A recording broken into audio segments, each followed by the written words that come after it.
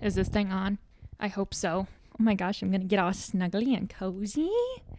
What's up, you guys? Happy Sunday and welcome back to the Brunch with DESB podcast. I'm your host, Des, also known as DESB. And the B stands for background. As you guys see, if you're watching on YouTube, which, hey, the podcast is on YouTube now, I put up a background this past week, and let me tell you, it was a little bit rough to put up. Like, if you look really close, it's not looking that good. But I did my best. Okay, I really did. I swear to God, like whenever I do peel and stick wallpaper, I for real want to kind of like throw myself down a hill, and I question why I do it, and then I order it again. So it's actually really counteractive. However, I did put this up myself. I got it on Amazon. Will link. However, I do love it a lot. It looks cute. I'm going to have a muralist come and paint it, but honestly, I just don't really know if that is... Like, is that my vibe? Like, is this my vibe? I don't know. I'd be curious what you guys have to say if you're listening to this or watching it, I should say, on YouTube.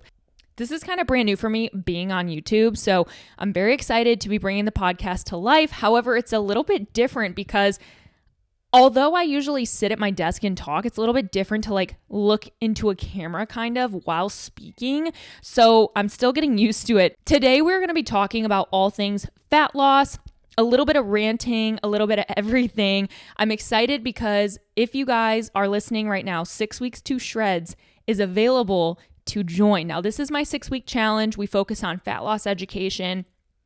And hear that again, education in fat loss, okay? This is not like a get ripped quick. Hey, that's kind of a good tagline, to be honest. We'll put that on a t-shirt. Get ripped quick. It's not really like that, okay? It's the idea that, yes, if you want to do fat loss and that's your goal, like you're going to be in the community and the coaching guidance in order to do it. But if your goal is something else, this is still very much used for that as well. So I want to make that very clear. We kind of run in this calendar every year where we have 3 challenges: 6 weeks to slay, 6 weeks to shreds, and then 6 weeks to strength. Each challenge, we focus on a different pillar of education, if you want to call it, right? So today, Trainer Des is coming out, and we're talking all things fitness, wellness, health, fat loss, body recomposition, everything that you need to know, as well as shitting on your guys' favorite 75 hard. And I say that very lightly because I made a video last week about why people should stop doing 75 hard. And you guys have to realize when people make videos, not just myself, anyone, we do it with the intention of sparking some form of conversation, right? If you are not willing to stand up for something and have some engagement under that video that maybe doesn't agree with you, you're not posting the right content, right? So it's a kind of controversial topic in the fitness industry of like whether you like 75 hard or not. Why that is, I don't know. Like, I don't know why we have to be one side or the other. It's like, you know, we cannot like it, but also respect the people that like it. You can like it and also respect the people that might not like it. Like, it doesn't make you better. And that's what I'm going to talk about. So I say it lightly when in reality, if that's what you choose to do, if that's what transformed your life, if that's what kickstarted your fitness journey, like I want you to do that. You know what I mean? Like that's on you. Anyways, we're going to talk about it further, right? But as always, I like to chat in the beginning of my podcast. So if you are new here and you have not been a part of the Brunch with DESB gang, we talk for the first 40 minutes, we talk for the last 20. You know what I mean? Like we chat for 40 and then we talk about the topic for 20. That just seems to be our ratio. Not really. I have gotten better. However, first and foremost, if you guys have not streamed or listened to the last 2 episodes of Brunch with DESB, you have to go do it. Okay? Because I've put these on YouTube. I'm really proud of myself. I don't have time to like create shorts and like do all this like extra stuff, even like on the Instagram. However, I'm really proud of myself for what I've been doing. Okay. So there's 2 things I want to get out of the way first and foremost. If you are watching, you guys see my new Hydro Jug. It might be catching your eye. You might be like, what's that pink thing? What's pink on your little side table? It is my brand new Hydro Jug. I didn't put this strap on it, but this is my shaker in the pink ombre and then my new Hydro Jug sleeve. I do not have a release date on these yet. I just got them in the mail the other day. I was like, hey, you're coming home with me. Hey, you're coming home with me. Look how cute it is. It has like flowers and strawberries. It's pink. I need a drink, by the way. It does usually come with like a pink straw. I just can't find mine. So I put in like a little metal straw, which makes my water colder anyway. 2 things we need to knock out of the park right away is number 1, you don't usually see my hair flipped back. This is not a look for me. I feel like I look like a boy and I don't like it. Okay. I'm usually really insecure. Fun fact, when I was born, I was actually vacuumed out of the womb because I was stuck in the birth canal and the cord was wrapped around my neck. You can say I was kinky from the start. Oh, I'm just playing. Okay, but the cord was wrapped around my neck, and they had to pull me out. And I swear to God, it created a cone head. My point is, I hate my widow's peak and I hate my cone head, but I did find something that you guys will like. This is the SNTE, the SNTE hair wax stick, moisturizing and styling. Only small amount is needed and hair becomes soft and shiny. Now, I wouldn't say soft and shiny, but what it does do is it flicks down these little postpartum hairs. So if you are someone who struggles with baby hairs, flyaways, whatever, especially postpartum breakage, bitch, put this all around your scalp. This is on my Amazon storefront. I'll link it below. And I'm, again, transparency. If you buy it, I probably make 20 cents. Like, this isn't something that's going to, like, I'm not pitching you on something that I'm making massive commission on, okay? But I'm going to put it in my Amazon store, okay? And you should do the same. You would do the same for a check. You know what I mean? So this hair wax stick really transformed my life this past week. I've gone so long without buying it. I don't know why. Maybe I was just like, I don't think I need it. What would I use it for? Like, I don't really slick my hair back. But now I get this and I'm like, I understand why I've never slicked my hair back. Because water doesn't stay. Like, water dries, right? And then your hairs stick right back up. This stuff holds it down. I really like it. It's like $9.88 maybe. Such a buy. That's my buy of the week. The other thing I wanted to mention was my U Beauty lip compound. And honestly, I should probably give myself a little bit of like a lippy right now because I have not put any lip gloss on. And this stuff is just like velvet on your lips. It makes them plumper. I really love it. So, she's cold down here. I really love the applicator too. So, these are my two products that are like my go-to right now, along with my little cuticle oil. Those are probably my top 3 in my purse right now. Lip compound, hair stick, and my cuticle oil to go. Which, like, don't mind my nails right now because some of them popped off. I got these peel and stick nails and they're not sticking. All right. However, I still love them. Other than that, this week, we've kind of like come through an array of events this past week. I came back from Texas, which was so fun. I told you guys in the last episode or 2 episodes ago now, like I sometimes get nervous going to like events like this. I get a little stressed. I actually talked about it in my YouTube too. You know, I'm like, are people gonna like be nice? Like, I don't know, like, am I gonna vibe? You get a lot of girls in one room. I was never in a sorority, but let me tell you, I wasn't for a reason. You know what I mean? Like, a lot of girls sometimes scare me, right? However, I had such a fun time. I definitely made more friends. Like, I've already known most of these girls, but I got to know them deeper. And it was just really fun. We were super like vulnerable with each other. And it just kind of reminded me like we're all going through our own shit. And that's not to say like go on my photos and be like, oh, who's going through it? Like, it's not like that at all. It's just like we're all stressed. We all have business stress. We all have life stress. We all have, what are we going to do today? Or what am I going to do next year? Like, we're all just going through life. We're all just lifing, And so it was a like really nice reminder that we're all here to just like have a good time. And we're not here for a long time, So that I came back, right? Right back to changing shitty diapers in the morning. Like I came back. Wyatt is still unable to walk. He's still in crutches. He will be off them soon, thank God. However, I think that's going to be my birthday gift. And that's going to be my only birthday gift is him coming off crutches, which I'm not bad about. So I came home, had to kind of jump back into like, full mom and working mom mode. It was a hard start to the week. You guys know, you could leave your house for 24 hours and you get back, you feel like a discombobulated mess. Like, I don't know if there's science behind it. I don't know why. It's just like I leave and no matter how long I'm gone, no matter when I come back, I'm still thrown off. Even if I go to Target for like a day, you guys know I have to travel for Target. So if I go to Target and come back, I'm already kind of like, okay, what do I do with the rest of my day? Like, I just feel jumbled. So coming back, it was so hard to like snap back into regular life routine. Then Friday, I'm in bed at night. It's 11 p.m. Okay. And Wyatt's like, hey, like, are you feeling okay? And I'm like, I'm just like randomly feeling super nauseous right now. Like, I think that I need to just kind of like lay down. So it's like, okay. So I roll over to my stomach. So I'm a stomach sleeper piece and I fall asleep.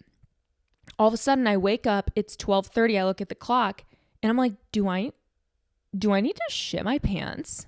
Like, what is going on? Like, girls, we've talked about this. We all poop. Kim Kardashian poops. Even on your worst day, you can remember Kim Kardashian has at one point been hunched over the toilet. Just waterfalls coming out. we've all had unsolid poops. This isn't a new discovery, okay? So I'm like, am I going to like rain check this? Like, what is going on, you know? So I go to the bathroom, I sit on the toilet. I'm going. Okay, let me make that very clear. And all of a sudden, I start to get hot. I get like PTSD talking about this because we all know that feeling when you start to get hot and then your mouth starts to water and you know the next step is something is coming up. And I don't really have a fear of like puke. I don't have a fear of puking like in terms of it coming out. I hate the feeling, right? I mean, we all do. Like, it's not like I'm like puking like, oh yes, like puke, you know, like whatever. But I was fearful. So all of a sudden I'm puking. Thankfully, I have the trash can. So I'm on the toilet, trash can, and ass in the toilet. Like, you guys know the vibe. We have all been there. And if you're someone who's like, I haven't, you're lying, or you were so blackout you didn't know you did it. Okay, period. So all of a sudden, I'm sick. I get up. I'm like, oh, cool. I feel better. You know, I brush my teeth. I go take the trash out because I had the trash can. Like, I puked in the trash can. Took the trash out. I'm feeling good. I lay down. 20 minutes later, I'm up again. I'm like, oh shit. And from there, it was a full on like 7-hour thing. I don't know if it was food poisoning. I don't know if it was like a mini flu, but I was on my ass all of Saturday, which sucked because I had planned to like do all these things. Yeah, I didn't. So I didn't do anything. So I got like the day off. But like not really. You know what I mean? Like, I was so sick, I wouldn't want that day off again. But I did definitely catch up on some sleep, which was much needed. But again, it's not because I felt good. It's because I had to sleep or else I was like feeling like shit. So that was my Saturday, and that was kind of my first week back. Mind you, when I was gone, the kids were throwing up and had to go to the doctor too. So it's like just a crazy amount of events the past week. So I come back, it's Sunday, the other day. I go to the gym, I'm feeling good. And then today, I'm recording, it's Tuesday, I'm feeling good. We're vibing.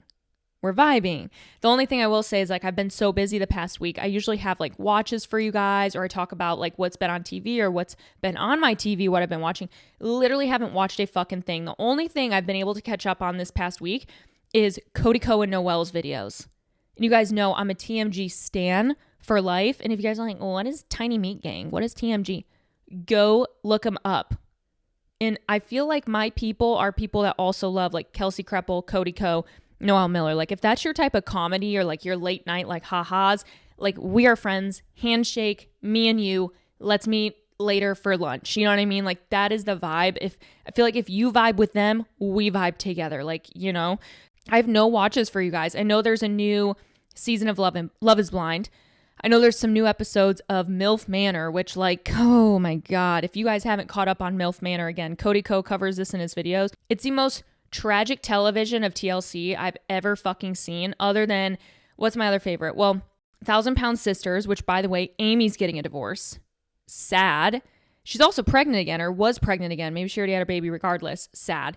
And then Plathville. Oh, Plathville is my favorite messy TLC show that's like still okay to watch. Like, MILF Manor's like literally fucked up to watch.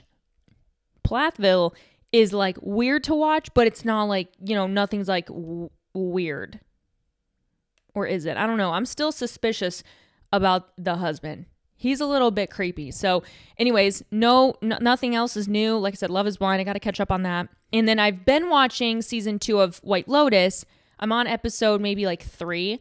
But to be honest, like, I'm not as pulled into this season yet. And maybe it's because there's no drama that's happened yet. But I feel like season 1 was just like amazing as of right now. Like I said, I'm not like too deep into it. So you guys will have to let me know if you've watched White Lotus season 1 and 2. Is season 1 just like simply superior? Like, is that really what we're going to be at? Like, is that really the standard? Because if so, I feel like we just missed out. Like, it really just set like the top of the standard, and now we're like expecting more, and we're never going to get more, which is sad.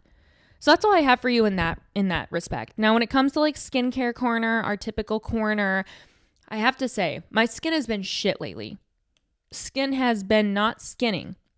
And I've mentioned this for a few episodes now, but I'm going through these like hormones again from not breastfeeding, and it's like the worst. Like, I understand why people just choose not to stop breastfeeding ever. Like, there's some people who just like breastfeed till their kids are like 5. And I totally understand now why they do it, because it's like you don't want to go through those hormonal changes again. And that's where I feel like I'm at right now. My skin is rashing out. Like even my back acne is bad. And I only share that because I know that like some of you guys are probably like, oh man, I always have bad back acne. I always have. I had terrible chest acne, even like as a teenager. I think a lot of it had to do with just like athletics and wearing jerseys and, stuff like that. But regardless, I'm having terrible like back acne. So I've been using my Naturium skincare 2% salicylic acid like body wash. Can't say it's been like super helping, but I am trying. And then when it comes to my face, I'm honestly just keeping everything the same. The only thing, and I'll like add this in skincare corner, is the idea that number one, if you use a pimple patch, which I really love them, by the way, I've been loving pimple patches, please make sure you are applying it to clear, cleansed skin. You do not want to put a pimple patch over any type of serum or any type of like oil or any type of treatment, whatever it may be. Because what's going to happen is you're going to trap that treatment underneath that patch and it's going to rash out, right? Because you're mixing that treatment with a higher dose of like salicylic acid that are typically in those patches. So all of a sudden, there's virtually a chemical reaction happening under your skin. You're going to have a literal red ring or star, whatever your pimple patch looks like, and it's going to be embarrassing. So please make sure you're applying it to clear skin. If you continue your skincare after, what I usually do is like, see this honker I have right here? You might not. I put a little bit of like concealer over it. But if I have a pimple right here, I'm going to put it right there. And then the rest of my skincare, I'm just going to do around that and not come into contact, okay?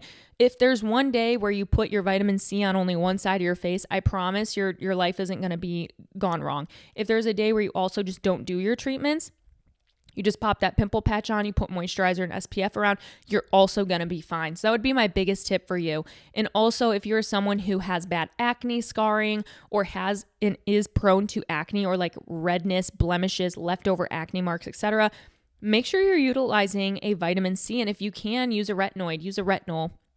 Make sure that you're using things like salicylic acid. This is also going to brighten the skin.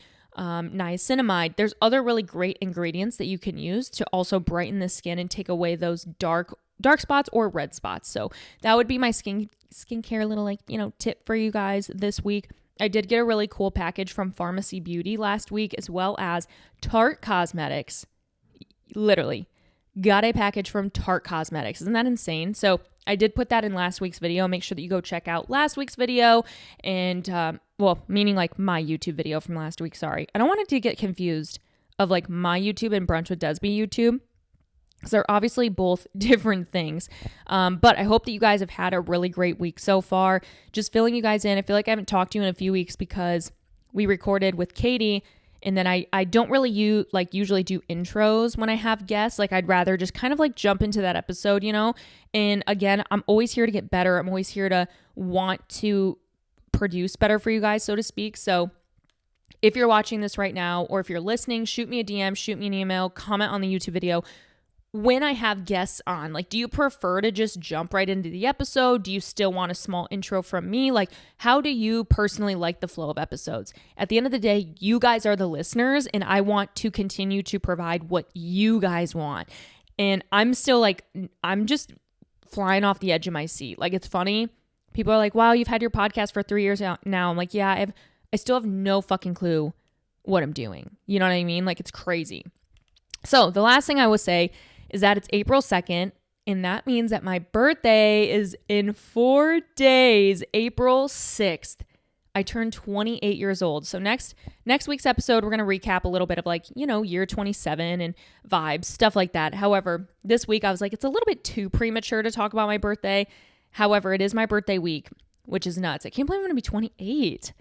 That's crazy to me, only because when I was 25 or about to turn 25, that's when I found out I was pregnant with Maddox. So I found out I was pregnant with Maddox in March. And then my birthday, I turned 25. So I was 24 when I found out, right? So it's just crazy to think wow, it's really been 3 years. So much has happened. And it's just insane, right? Even when we think back of quarantine and all that stuff, I feel like that's kind of where our new cycle in our mind goes to. It's not oh, I remember when I turned 20. It's no matter how old you were. Oh, I remember because it's this many years since COVID. Like that's kind of like our new benchmark, right? Like it's been this many years since COVID. It's then this many months since COVID, or like back in COVID. It's just kind of like that benchmark of time. Does that make sense? So anyways, birthday's coming up. And like I said, I'm 28. A lot of you guys are like, Des, I'm literally older than you. Some of you guys are like, wow, like I am younger than you. But no matter what, when we're here, when we're together, we're all on the same playing field. Like I hope that you feel as young as you want. I hope you feel as old as you want. I hope that you see me as just someone that is your friend, regardless of age. And that's what we're going to get into next week. However, like I said, this week, we're going to chat a little bit more about like fat loss and Trainer Des coming out. Last thing I will say, make sure you guys always read the description box, show notes, link in bio below. All the stuff is in there. If you have questions, links, joining my Facebook group, my free Facebook group, subscribing to the YouTube. If all of you guys just like subscribe to the Brunch with Desb YouTube, my day would be made. I need to get to 1,000 subs to monetize. And I know for damn sure there's more than 1,000 of you that listen.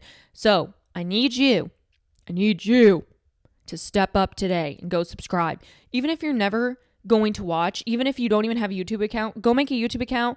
Watch Cody Co, watch Kelsey Kreppel, watch Noelle Miller, watch Brunch with Desb, or don't. Just go thumb it up. And then you can thumb up my personal YouTube video while you're at it. So, period. Let's get into the episode. This is my first time in this chair and I'm kind of like, do I like it? Is it ugly? Is my backdrop ugly? Please be honest. Please be honest with me, okay? If you're watching, please tell me if my backdrop is ugly. Let's go ahead. We haven't done this in a while. Let's all take a few seconds. Let's just take a decompression. Big deep breath.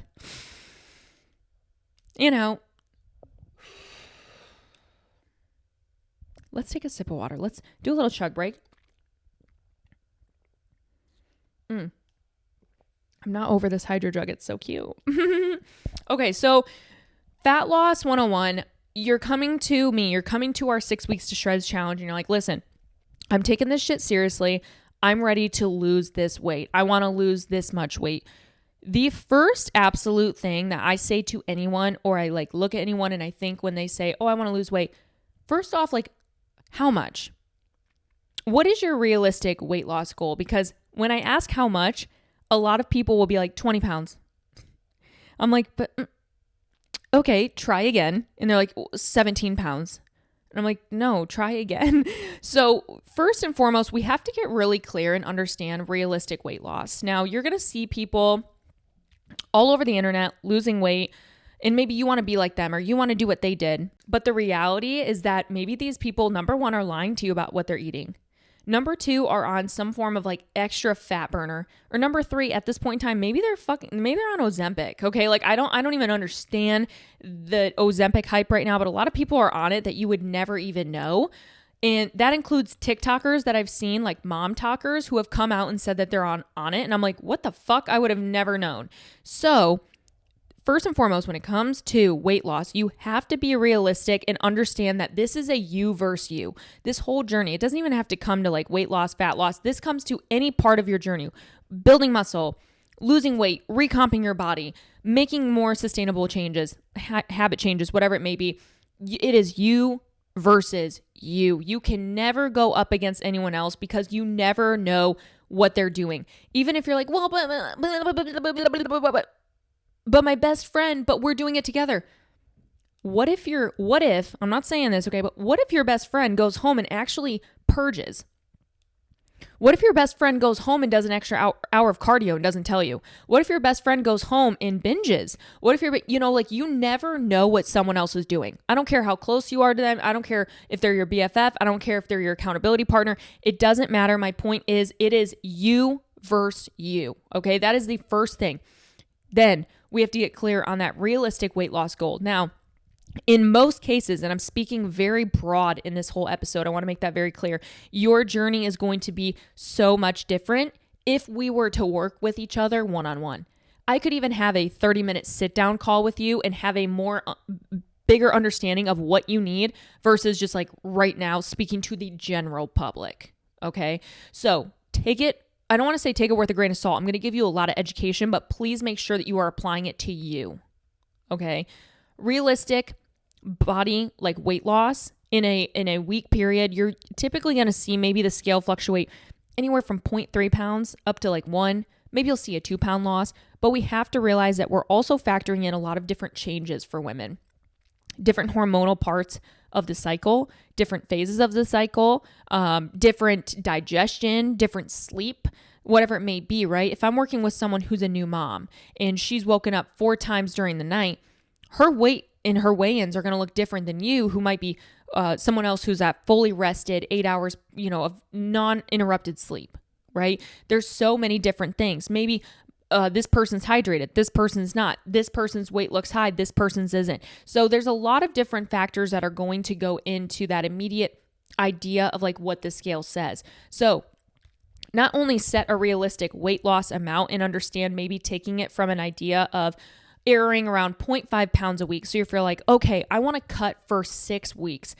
All right, well then you want to maybe err on the idea that you're going to lose 0.5 pounds per week. Do the math. That's what your realistic weight loss goal could be, right? I say for anyone going into a typical 6-week challenge with us as DBFT, if you walk in, you put in the work, you do your thing, you do what's realistic for you and sustainable for you, you could walk out with a 5 to 7 pound weight loss in 6 weeks, okay? We got to realize we're taking and pulling from water first, probably, right? Then we're getting better at just making better nutritional quality choices so that our digestion's getting better. There's like 3 pounds of itself, right? Eliminating a little bit of bloating from eating a lot of processed foods. Maybe you're eating a lot of McDonald's, which I don't care. Like, everyone is different, but we're going to see that immediate weight loss come from just simply making smarter decisions with food. And then we're going to travel into the idea of maybe starting to lose fat, etc. The other thing we have to think of is like when we're eating food, our muscles are filling up with that food, right? Think of our muscles kind of like the Cookie Monster, and it's like nom nom nom nom nom nom nom. Like you just ate food and I'm gonna eat it up. That's why when we are eating or bulking or we've ate food in general, we tend to look a little bit fuller, right? Some people would call that bloat, and I think sometimes they get it a little bit confused with the idea that their muscles are filling. We are not meant to walk around all day looking depleted. The only time that you're ever going to probably look like that is if you are balls deep in a prep or you're very, very low in a weight loss phase and you're not intaking a lot of calories, aka a lot of food, so that volume of food is decreased. The volume and the look of our body is a little bit decreased, and it's probably going to be harder to, quote, find a pump, right? You might not feel a pump in the gym. So this is why nutritional planning of meal timing is also very important. When it comes to going back to that second step, right, is making sure that we're understanding what's realistic for us, having an idea of weight loss, and then attacking it. If you want to be in a weight loss mode, you can do it as prolonged as you want or as short as you want. If you want to go a little bit more fast and furious, you can most definitely do a little bit of a faster, more aggressive cut, right? Maybe it's more of like a 6-week cut, like for example, a challenge. You can push those buttons a little bit faster because you're going to let up a little bit faster, right? But if you're someone who you kind of want to go for longevity, you want to take it nice, you want to take it slow, you have other shit on your plate, you can't just commit it all to, a 6-week do or die type of vibe, then you can definitely go slower and work that out over a longer stretch of time. The only benefit is going to be when you're doing it slower. You're typically not going to just like wreak havoc on your metabolism, your hormones. You're not going to disrupt anything in your body. Sometimes when we're doing it really, really fast, we could pull out too much. And that's where most people kind of like trip up, is when they're doing it themselves. All of a sudden they've ended up, pulling out way too many calories. And again, they wreak havoc in the complete opposite way. So no matter whether you do like a fast and furious approach or a long and steady approach, you're still going to want to make sure that you are very much complying with the idea that you need to take care of your health first. No amount of fat loss or time for a fat loss is worth your health minimizing the ability for your metabolism to work at its highest effect.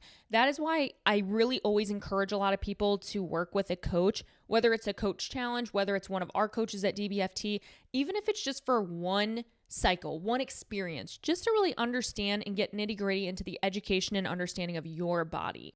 So, first step, we're getting clear of our goal of weight loss. Number 2, we're making sure that that weight loss goal is realistic. And then number 3, we're starting to execute that. So Des, where do I start when it comes to like macros or calories or whatever? Here's what you're going to do. I want you to, for say like 5 6 days, 7 days, maybe a week. I want you to track what you're eating. Now, what if you're like, well, Des, I don't really want to track. I understand, but you're gonna have to track something if weight loss is your goal. Can you do weight loss without tracking anything?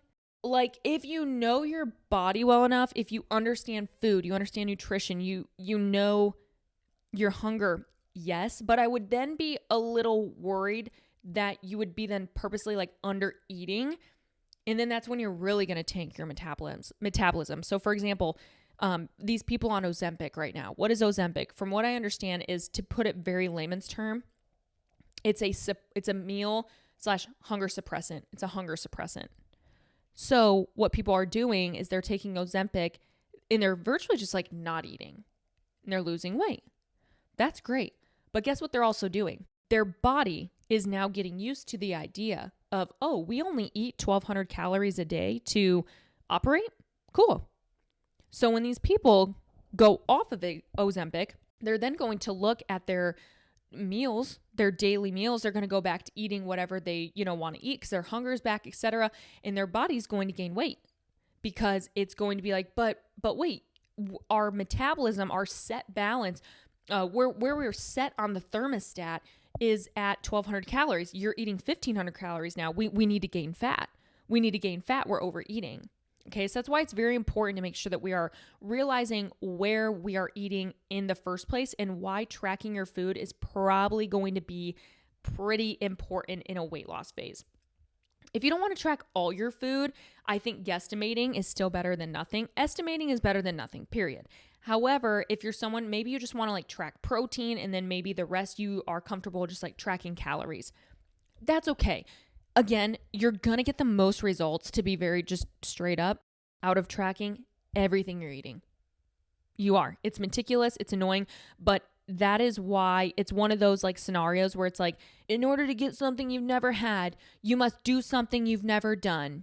And that is exactly how it is with fat loss, how it is with weight loss, how it is with body transformation, strength gain, whatever the transformation needs to be, or like whatever even in life, right? If you want the promotion or, this could go for anything, you have to do something that you've never done. And so for a lot of people to get out of their comfort zone and have to track your food and have to say no to certain things or, whatever it may be, those are sometimes things that do need to occur, right? So when it comes to tracking, I want you to take 5 to upwards of 7 days. I want you to track everything you're eating. Don't go out of your way to make these healthy decisions. I want you to eat exactly how you would eat today without knowing what you're eating. So if you're someone who you're like every day you go through McDonald's and you get a McDouble and a medium fry with a water, I need you to track that. And here's why. When you take that food for the week, I want you to then write it down into a little bit of like a tracker. I want you to put it on a piece of paper and I want you to write out Monday, Tuesday, Wednesday, Thursday, Friday, whatever, all the way to Saturday. And I want you to write down all the calories that you ate and then your protein, your carbs, your fats, and if you can, how much fiber did you eat? Okay. Fiber goal for a typical woman is going to be 20 to 25 grams. A little bit over, you're not going to die. A little bit under, you're not going to die. But sweet spot, say 20 to 25 grams. My point is, though, when we're seeing these average calories laid out for the week, we can kind of look and go, okay, I had 2,000 calories this day. I had 1,600 calories this day. I had 1,200 this day. I had 2,000 again this day, 2,000 again this way. What's my average? So then all of a sudden you take your weight. So I should also mention, maybe take your weight at the beginning of the week. And if you can, weigh in maybe 3-4 times a week in that week. If you can weigh yourself 7 days a week and like that doesn't bother you mentally, please do it. Only because you can see these natural fluctuations that are going to occur. You can go, oh, wow, weird. I hit legs that day and I ate 2,000 calories and then my weight actually went down the next day. Oh, cool. You can kind of start to see these trends of how your body reacts to certain intakes, certain outputs, aka like workouts and stuff, and recovery, all of those things combined. Now, once we see all of these in like this little mini spreadsheet that we have on just a simple piece of paper, we now have an idea of, okay, here's where I can start eating to maintain where I'm at. Take the averages of your fats, your carbs, your protein, and that's around what you've been eating, right? So all of a sudden you're looking, you're like, okay, I've been eating 90 protein, I've been eating 300 grams of carbs and 100 grams of fat. You're like, okay, well, here's how I'm going to switch it up. And again, sometimes you just have to shoot in the dark and then monitor how you feel. So, okay, I'm going to go ahead and do 115 grams of protein. I'm going to bring this down to 250 carb, and then I'm going to bring my fat down to 75 fats. All of a sudden, on average, there's hundreds of calories that you just brought down. You very much might as well be in a deficit already because your food has been, over 2,000 calories on average through that first week. Now, this is just like a very rough way to start, okay? I'm not telling you that you're going to put yourself on these macros and all of a sudden you're going to see a weight loss of 5 pounds in 1 week. Maybe you will because you're eating less. Maybe you won't. But that's the point of just finding a base place to start. So the best thing is going to be tracking your food for a week, tracking your protein, tracking your calories, and then going, oh, okay, on average I'm eating this, or hey, on Tuesdays, I notice my calories are really high. These are the days that I usually eat out to eat during lunch. So maybe those are the days I need to focus on really making sure that I meal prep a meal for the night before, whatever it may be. Writing stuff down and seeing it and then putting it into your mind of so that's what happens on Tuesdays. Oh, so that's what happens on Fridays when I have to pick up the kids from school. Okay, maybe I'll do this instead. You start to get an idea in this screenshot of what small little things you could put into your night routine or your day routine that could really enhance the opportunity for your fitness journey and your wellness journey and your health to go up and progress without putting in that much work, right? It's just you're able to see the data. And I don't know if you guys are data people. I am, but also not. I'm not a math person, but I like to see stats. So for me, seeing these things from my clients and seeing how they're feeling and then having an idea of how are they sleeping? How's their water intake? How's their mood, their energy, etc. This gives me an idea of how their food is reacting with them and how they're doing with that, right? So after the first week, you have these base macros that you're going to try to hit, right? Maybe we forget about the fats and the carbs and we just look at the protein and then we factor out some average calories to hit per day, whatever feels right for you.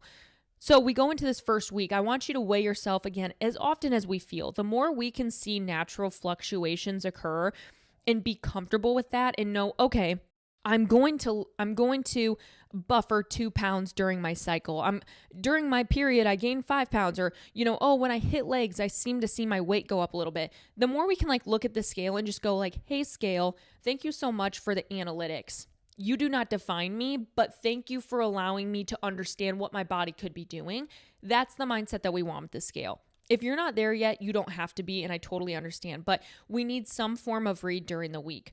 Now, this first week, you can also take a minute to take measurements. This is really helpful. I will link a measuring scale and a scale for body fat and stuff below. These are what I use in all my challenges and always highly recommend to all of my clients. They work super well and they all go onto one app. It's very, very convenient. Taking measurements, most people are going to take measurements always on the right side of the body. Now, when I take my measurements, I take them on the right and the left side, but if you're someone who just wants to take a one-stop shop, right side of your body is pretty standard. Don't ask me why. It's just something I learned in school and something that everyone does. It's the right side of the body. It stays consistent. You can do bicep, you can do thigh, you can do hip, you can do buttocks, you can do bust, you can do waist, etc. As many as you want. But the point is that you can kind of have a few different types of measuring tools, the scale, measurements, progress photos, to really start to see, okay, what is my body doing? Am I reacting well? Am I feeling well? Am I losing weight? Am I gaining weight? Am I just staying the same? What does that look like? It might take a few weeks for you to take a few jabs at different macros, but protein is typically always going to stay about the same. Now, protein is a little bit of a gamble nowadays because what we used to do and what most people still do, and even I still do, I usually take about 1 pound per body weight of protein. So I'm about 140 pounds. I usually stay within 120 to 140 protein, okay? Other people will argue, which is also true, it very much depends on person, that they would take 0.8 to 1 gram of protein per kilogram of body weight. Okay, so then my kilogram of body weight would be about 70.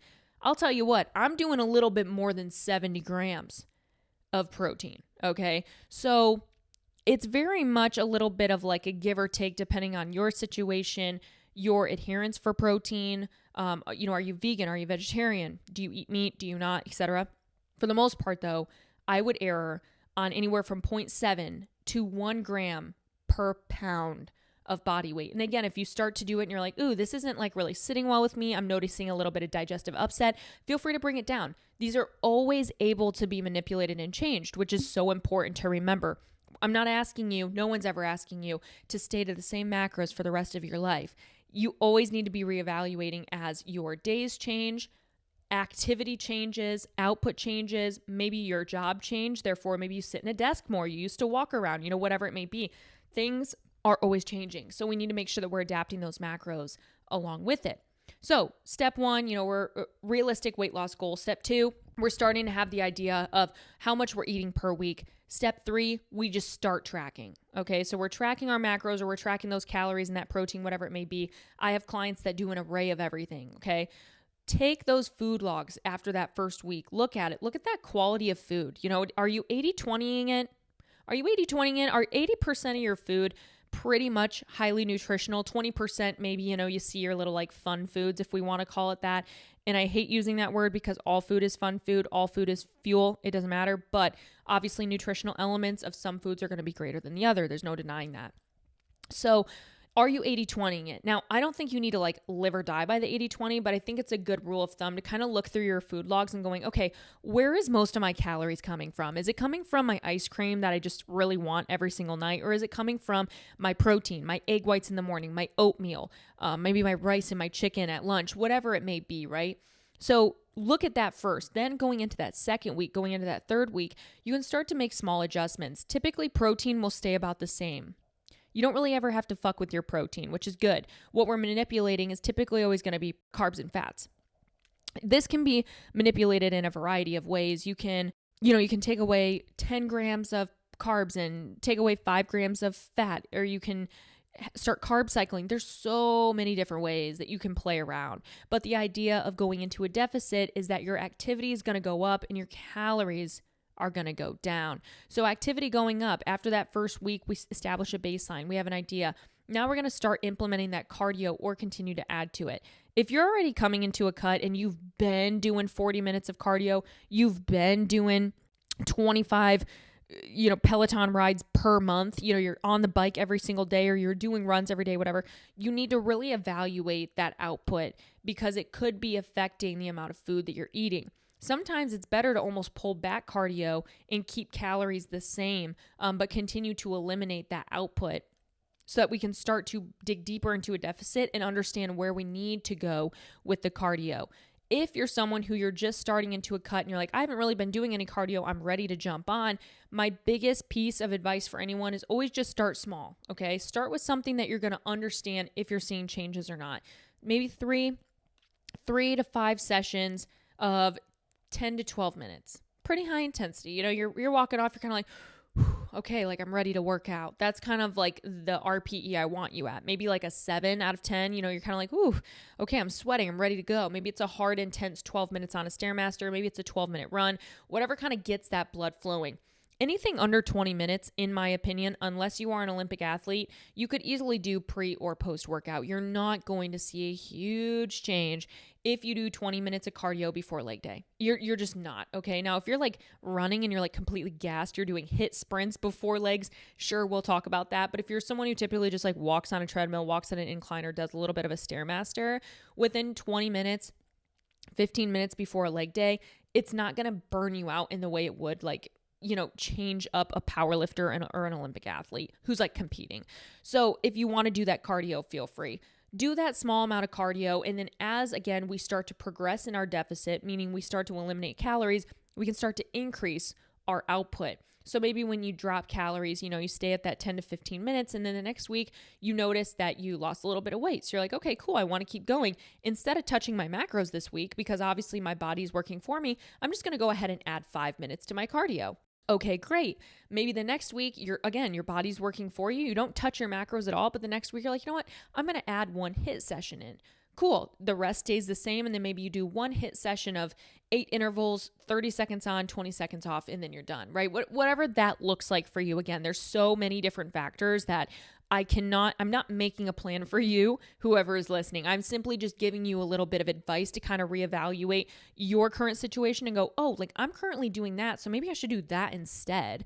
So once you're done with cardio, again, a lot of this is just going to be rolling the dice. You're having fun. You're playing around with it. The last thing we need you to do, though, is get to the point where you're like 3 weeks into a cut and you're doing 45 minutes of cardio already. That is not how it should be.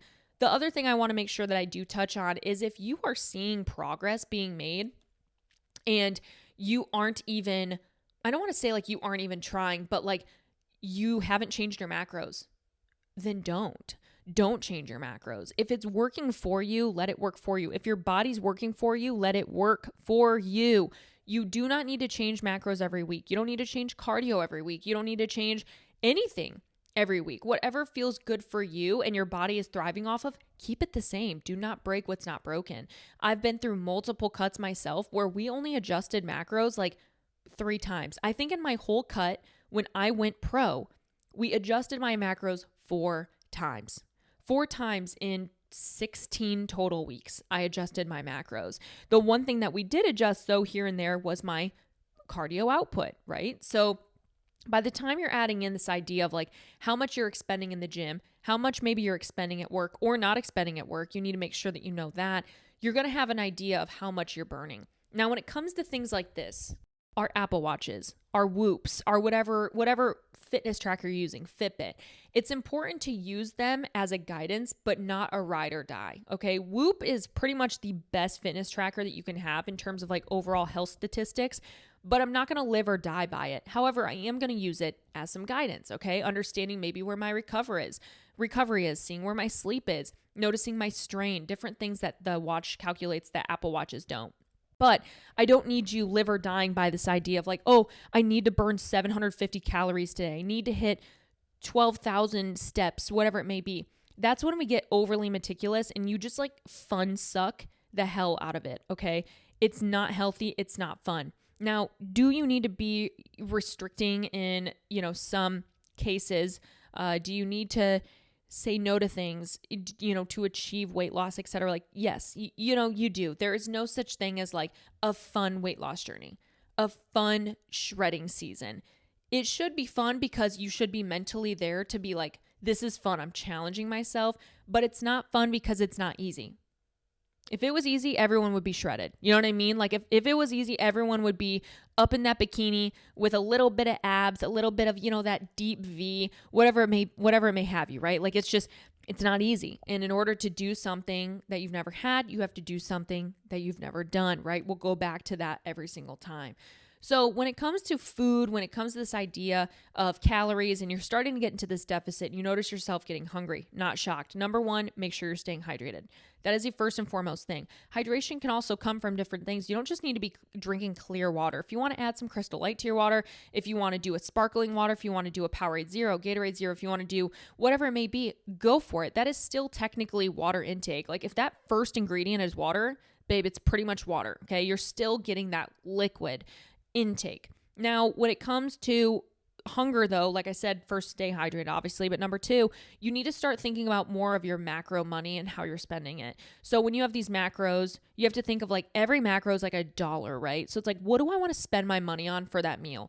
Do I want to spend $20 on 20 grams of ice cream? Like, let's just call it that, right? Or do I want to spend my $20 on 20 grams of carbs that are going to come from carrots, which may keep us fuller longer, right? So we got to think of like volume. Think of it this way too. We have 2 cucumbers versus 1 little fun size Snickers, right? It's like, when they're like, oh, same calories, but like, or same calories, different foods, like whatever. You're going to want to aim for more volume foods. This is definitely going to help you with the idea of hunger. Because let's be honest, when you get into a deficit, your body is starving. You're starving your body to lose fat in the idea and the hope that you will then reverse diet out of it, refeed it, etc. That's also why refeeds are so important in a weight loss journey. So once we are past the point of, we're kind of rolling, we're a few weeks in, we're starting to see some progress, we're feeling good. We took those first progress photos in the beginning. Now it's time to retake those photos. I would highly recommend taking photos, 2, I would say 3 weeks. You do not need to take photos every day. You do not need to take photos every week. I used to have my clients take photos every week because it was normal. Every coach has weekly check-ins. You have weekly photos. And it came to my attention as I've continued to see and worked with so many women.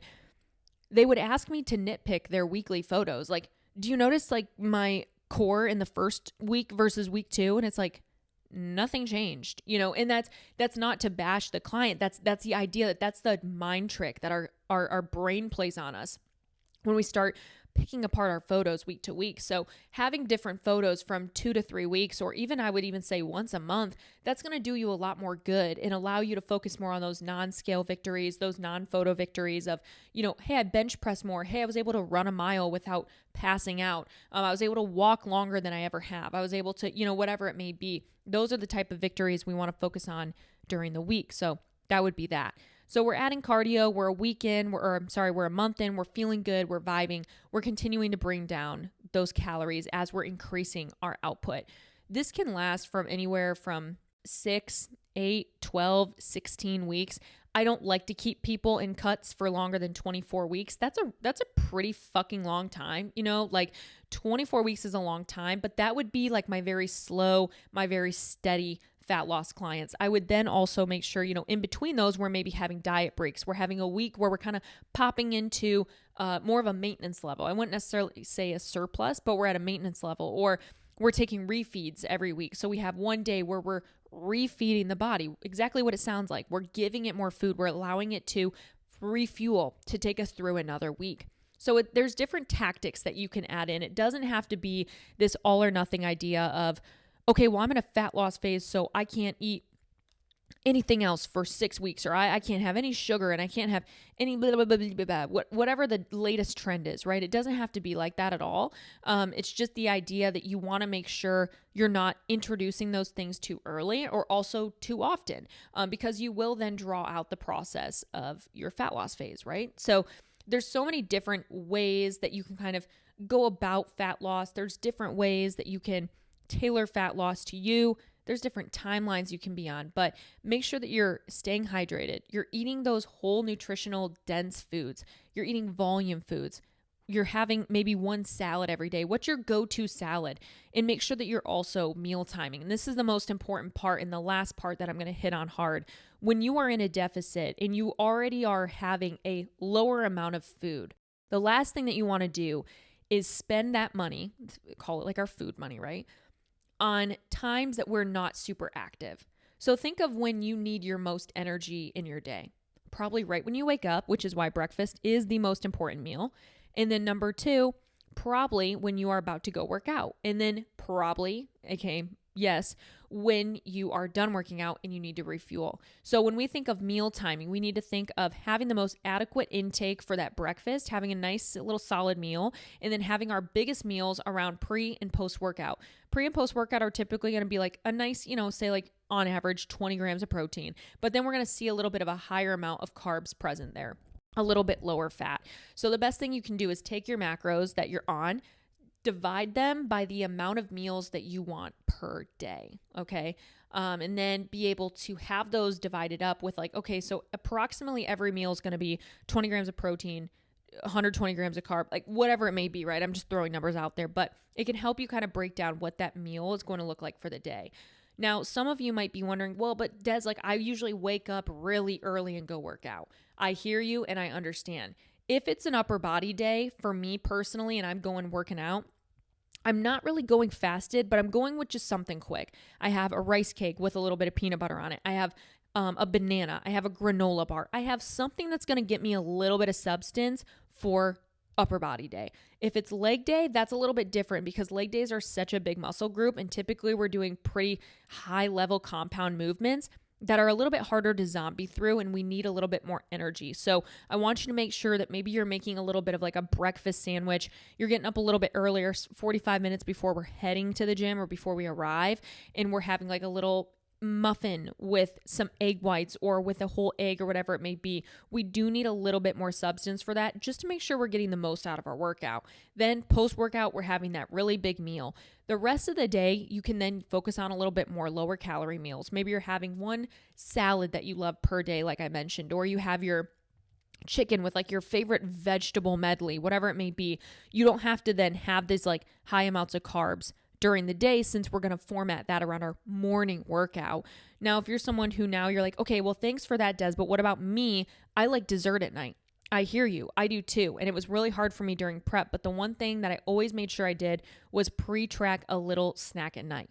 What did that look like for me? Typically, I did like a Skinny Cow ice cream sandwich. Again, this is years ago, right? But I would do a Skinny Cow ice cream sandwich and I would make protein ice cream. I would mix it together. So it was like I had real ice cream with this like protein ice cream. It was super good. I loved it. And honestly, I would probably eat it again if I had time to make it. But it's always about pre-tracking, and you can always have something in your meals that is like exciting for you or something that you look forward to. I don't really have a lot of like super, macro friendly, like nighttime snacks, whatever right now, like at the top of my brain. But if I'm thinking about those as I'm going through the week, I'll try to throw some up on the Brunch with DESB Instagram, just so you guys can see some tips and tricks, or maybe like really nice low calorie meal swaps that you guys can make. Because at the end of the day, when you are in a fat loss phase, calories matter. And it sucks because it's something that's really hard for me to like say, because I understand how hard it is for some people to be in fat loss phases, or it can be really triggering to them, or they're scared to be in one again because of a bad experience they had before. So I understand the fear that comes with that, but I want you to know that like if you are someone that wants to get in a fat loss phase and you want to see those results, DBFT is where you need to be. Okay. We will not make it scary for you. We will guide you along the way, and we're not going to put you in a position where you're going to suffer later. The goal is to make changes that are sustainable, changes that are going to lead you through life. And I'll end with this being my biggest issue with 75 Hard, and why I'm so passionate about what we do at DBFT and how I operate my challenges. 75 Hard is a mental toughness program. And everyone's going to say that, oh, well, it's more than physical, it's mental. Okay, that's really fucking cool. But guess what? So are my challenges. My challenges are just as much of a mental challenge. You do not need to do 75 Hard to prove anything to anyone. Like if you don't have the mental toughness for 75 Hard, it doesn't make you weak. And I think that's what bothers me so much, is these people get on this pedestal of like, well, I completed it, so like I'm stronger than you. It's like, yeah, probably fucking not. Like you're probably just a psycho. And I say that lightly. I don't mean to like make that a big controversy. It's not like that. That was fucking comedy. That's a joke. But it's like, just allow people to find their own vice where it is. And I'm not going to knock people that do 75 Hard. If you do it and it worked for you, fuck yeah. Like honestly, fuck yeah, go off. But if you're someone where you look at that community and you kind of feel like a little shunned, like you're like, oh, like, I don't think I'd ever be good enough for that. I don't think I'm strong enough for that. That's exactly the problem I have with like the mentality it cultivates. Is like, it shouldn't make you or me feel lesser because we don't choose to do it. I had someone mention like, well, who are you to say it? Like if you haven't even done it. It's like, yeah, I can guarantee you I've done harder shit than 75 Hard. I simply don't feel like doing 75 fucking hard.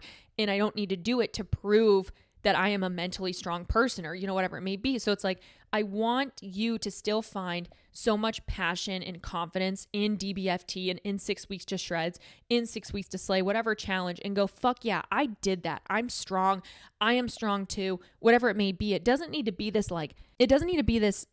butting heads of like, who's stronger, 75 Hard or DBFT? That's not what it's about. It's just knowing that no matter what you choose to do and how you choose to attack it, you are strong in your own way, and you do not need to minimize that just because you choose not to partake in something, or fuck, maybe you're scared to do it. Like you're like, I don't think that would be healthy for me, or I don't, whatever, maybe fuck yeah. Then like, again, go off. Like you should not be ashamed to say that's not for me.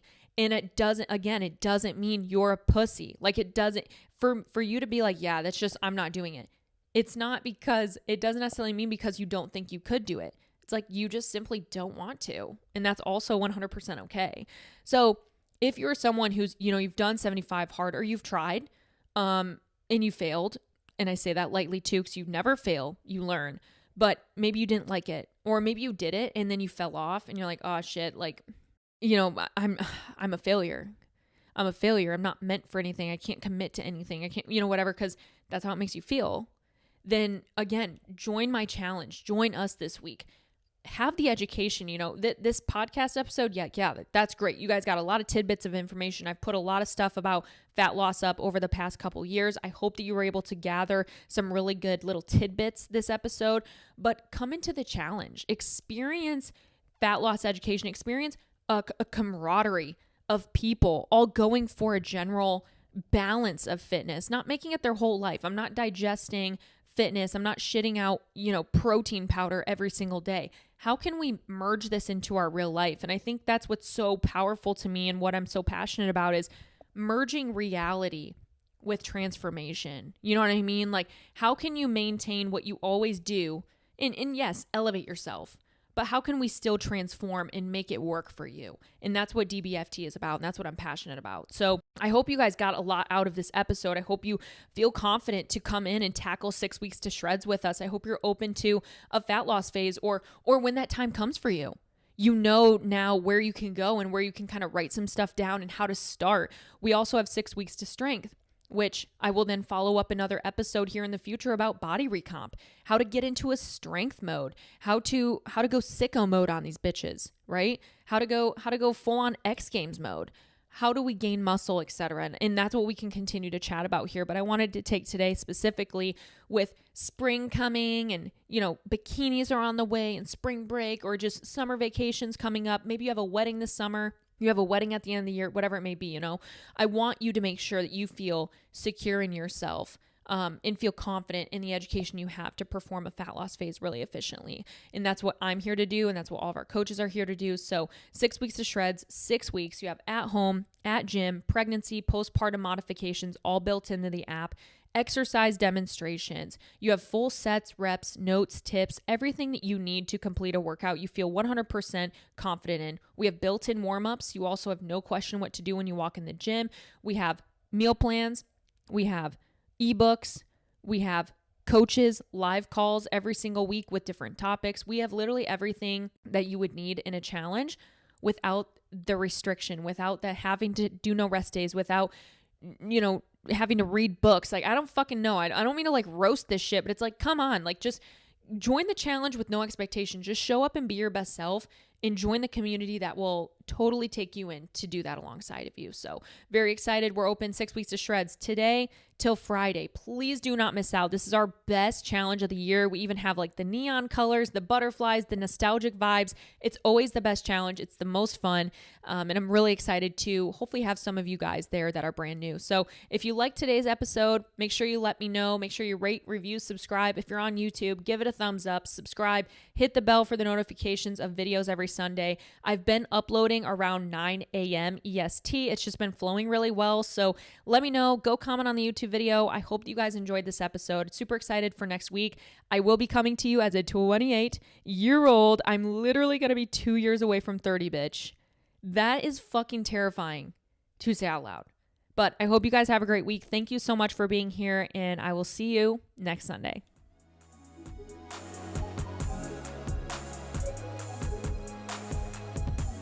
That's all for this episode of Brunch with DESB. I hope you enjoyed hanging out, laughing, or maybe even crying with me today, because let's be honest, you never know what you'll get here. Be sure to subscribe to my podcast, share with your family and friends, or even just a social media and tag me in it so I can share. Love you guys.